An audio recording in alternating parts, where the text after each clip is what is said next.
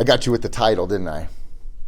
To a fitness coach to say lose weight fast is one of the cringiest things that we can hear. And I've been doing this for over 15 years now. And when someone brings to me a product or a diet and they say, what do you think about this? It claims to lose weight fast. I always just cringe a little bit because fast should never be the goal. The goal should be consistent. And on top of that, you should never have the goal to lose weight. You should have the goal to lose fat. And here's why. When you lose weight, that's a very vague term. That can mean any number of things. But what it usually means is muscle mass, hydration, the amount of water that you're storing in the muscles, under the skin, in the organs, in the spinal fluid, in the brain. Then you have glycogen, which is stored in the muscles and in the liver. Then you have bone density, which is really dangerous, especially for a female over the age of 35 to crash diet into losing bone density. And then we have lean body mass. This is going to be organ tissue and other tissues of the body that are not considered muscle, but are considered lean mass, so they're not fat mass. So you can lose any number of things while the scale is going down. And so when people say to me that something worked back in the day, so they want to revert to what worked, what do they mean by worked? Generally, most people mean that the scale went down, but it didn't stay down. And that's why they want to revert back to what worked, when in reality is it more than likely didn't work. Here's what we want to do. We don't want to lose weight. We instead want to lose fat. There's two types of fat on our body. There's subcutaneous, which is right below the surface of the skin. And then there is visceral, which is in and around the organs. So those are the two types of fat that we have. So when we lose weight, we want to lose fat, not weight. Now, how do we guarantee that the majority of the weight we lose is coming from fat? Two ways. The most important way is to get adequate protein, and that's another way to say that is to be in a positive nitrogen balance. So getting over 1 gram per pound of desired weight on a daily basis while also in an all-around caloric deficit. So you have to reduce the calories that you're consuming while increasing the daily protein that you're going to intake. Those are the two things. So I'm going to show you the easiest possible way to make that happen, and I'm going to give you a sample diet in the description below. What I'm going to do is actually lay that diet out so you can copy and paste it into a document, take the list to the grocery store and do some shopping and actually follow the diet. Now, some fitness coaches have a problem with the term diet. I do not. Some people will say it's not a diet, it's a lifestyle. I don't care. As long as you follow a way that eats healthy, call it a diet, call it whatever you want to. It doesn't matter to me. But I'm going to give you a diet.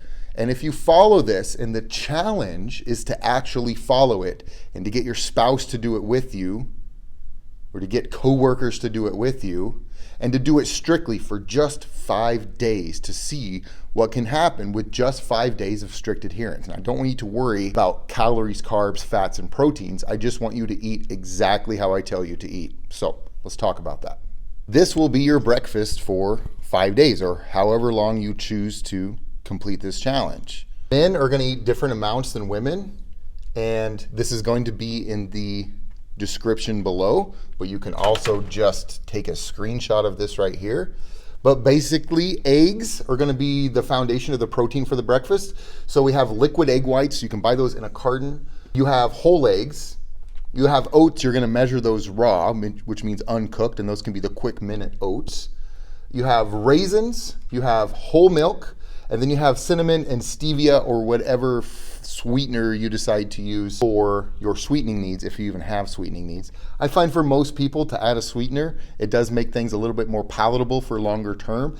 I've been eating this breakfast for years and years. I don't get sick of it. I don't think about it much. It's just something I wake up and do every morning. But also too, to mix things up, if we run out of oats, I will have some toast instead in the morning. The equivalent amount of toast it would take to be about the same macros as the oats. So this is very simple. Men are going to eat a 1.5 cups measured of the liquid egg whites and then 2 whole eggs. 1 cup measured dry of oats, 1/4 cup of raisins, 1 cup of milk. You can put that milk in your coffee. I prefer to put it in the oats, or a little bit in my coffee and a little bit in the oats. Doesn't necessarily matter. This is going to be a complete breakfast. It's going to have the carbohydrates and the proteins that you need. Women, same thing. We're just going to reduce the quantity just a little bit, and the only reason we do that is because the typical woman weighs less than the typical man. You don't need to worry about the calories, carbs, fat, and protein. The main thing to worry about is just adherence. When you get caught up into how many carbs is this in a day, how many grams of protein is this in a day, what are the total calories, most people see those numbers and freak out. And I'm talking about your average person on the street, not a person that has dedicated themselves to a fitness lifestyle and comes and seeks me out for advice or coaching or what have you. I'm talking about your normal person. Your normal person, for you guys out there who are just your average everyday people, do not concern yourself with calories, carbohydrates, fat, and protein. Just adhere. Just eat this every morning. That's the thing you need to concern yourself with. On to lunch. Here is your lunch. It's going to be the same again for women and men. It's just going to be different amounts. Lunch is going to be chicken breasts for 12 ounces for guys, 3 ounces for gals. Power greens, cucumber, tomato, onions. These are going to be as much as you like. There should be no upper limit on these types of vegetables. You could eat a 5-gallon bucket of these and it's going to be 25 calories, maybe. So do not hold back on your power greens. And by the way, power greens is just a term to describe mixed leafy greens. It's usually going to have some spinach and some arugula, some kale, some Swiss chard, stuff like that. Then we have feta cheese. Both are going to eat 1 ounce of feta cheese. And then we have Italian dressing. And the reason I choose Italian dressing is because it's the lightest on the overall calories and fat. The problem with most dressings is they're so full of fat that 2 tablespoons is like 150 calories. Whereas Italian dressing, yeah, it's got some carbs in there, it's got some sugar in there, but overall it's not that bad for you, because what we're trying to control here is overall caloric intake, not necessarily worried about the specific macros. But if you can keep fat low when it comes to condiments, that's going to be good. So Italian dressing, 4 tablespoons for guys, 2 tablespoons for ladies, and then we have to add salt. The reason salt is important is if you're used to eating a diet that is full of processed foods, those foods are chocked full of salt. And if you start to eat whole foods all of a sudden without replacing that salt, you will start to cramp up.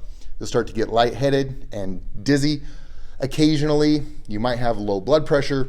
These things happen because salt drops off really fast when people start to eat healthy. And there's nothing wrong with salt. It's actually pretty good for you. I eat a ton of salt personally, and I don't have any problems with blood pressure. And I know the same for so many different people. So this is your lunch.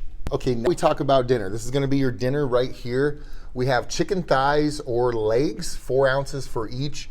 The difference is made up in the earlier meals. Serving size is the same here on this one, just as a coincidence. Broccoli and cauliflower, that's going to be as much as you want. There's no upper limit to how much broccoli and cauliflower you can consume. So if you're feeling hungry at dinner, eat as much broccoli and cauliflower as you want. Then we have white rice here. Guys are 2 cups, ladies are 1 1/4 cup. Then we have cheddar cheese here. That's going to be 1/4 cup each. Measure the cheddar cheese. Don't just eyeball it. If you eyeball the cheddar cheese, you're going to end up going over on your calories by quite a bit, because 1/4 cup, which fits in your palm here, is 120 calories depending upon which brand you get. Then we're going to make sure we salt or add soy sauce to the rice if you want to, for a good amount of sodium. And here's some things to consider when doing this. I have 3 meals planned for you guys. The macros are going to be perfect and the calories are going to be perfect for guys and ladies if you fit within, the bell curve, which is going to be the majority of people. Here's some things to consider. If you use rotisserie chicken for your dinner and your lunch, which is going to be a salad with chicken breast, dinner is going to be the thighs and the legs. You can use a rotisserie chicken. It's going to be pre-cooked, and then if it's not warm when you grab it every day, you can just microwave it. So this is also minimal cooking. I don't want you guys to be worried about cooking too much stuff. But if you want to buy chicken breasts or chicken thighs, do not cook with cooking oil. You can easily drizzle on a couple 100 calories of olive oil in that pan and eat it. And cooking oil is just like a condiment. People don't really think about it that much, but it makes a big difference at the end of the day. So if you are cooking your chicken breasts or chicken thighs and you're not buying a rotisserie chicken, make sure you cook those in bone broth. And you can just boil those in bone broth or put a little bit of bone broth in the pan and simmer those. That's going to be a good substitute for cooking oil. Your rice, so that we don't have to worry about cooking rice, there are microwave pouches or microwave containers that you can buy, and there's a wide variety of different rices. There's a wild rice variety, a jasmine rice variety, a white rice variety. Generally speaking, I don't think it matters what kind of rice you choose, whether it's brown rice or white rice or jasmine or basmati or wild. I don't think it matters. We're going after a starch here. That's kind of the goal for the rice. You can cook your own rice, though. It's going to be way cheaper if you do, but if you don't know how to cook, let's not worry about that. Let's worry instead about just getting a jump start to a healthy diet. Pre-separated rotisserie chicken is often available in the deli department at most places. The rotisserie chickens that don't sell, they separate those.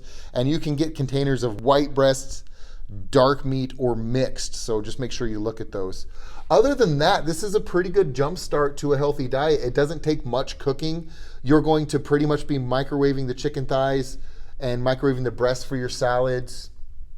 You're also going to be microwaving your oats in the morning, but I don't think it necessarily matters if you boil the water or if you microwave it. But it's very minimal cooking. Again, if cooking is the barrier to entry, I don't want people to have to worry about that. So start this as a challenge with your spouse. Start it as a challenge with your friends. You can share them the video. I'm going to put in the description of this video the actual breakdown of the amounts. It'll be better for your psychology if you don't concern yourself with the total amount of calories. Instead, just eat exactly how I told you to eat. Do it for a little bit of time. And let me know in the comments below what your results have been with this. Last thing before I go, I have to mention this.